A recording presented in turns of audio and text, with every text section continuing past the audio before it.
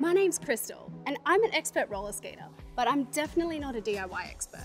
And according to those lovely people at DIYblinds, that doesn't matter at all, as you don't need to be a DIY expert to measure and install your designer curtains. The first thing you need to do is work out if you want yours to hang from the ceiling to floor, known as a ceiling mount, or from the wall to the floor, which is a face mount. Once you've decided, it's time to get measuring.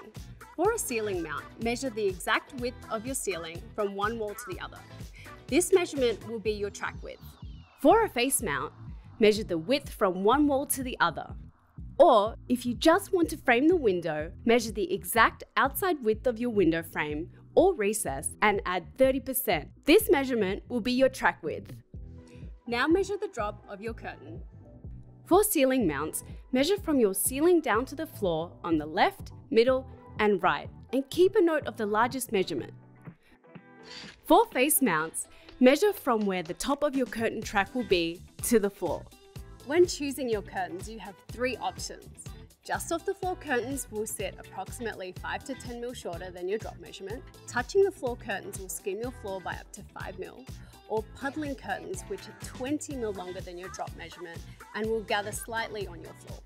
Next, you need to select a wand size. And you'll also want to work out how you want to open and close your curtains, from the left, middle, or right-hand side. And remember, if you're adding motorization, you need to choose what side the motor will sit on. The last thing you need to do is choose your hem option. Some fabrics come with a sewn-in weight at the bottom, and it's recommended you choose this where available for your curtains to sit just right. Now, all you have to do is put the wheels in motion by ordering your curtains.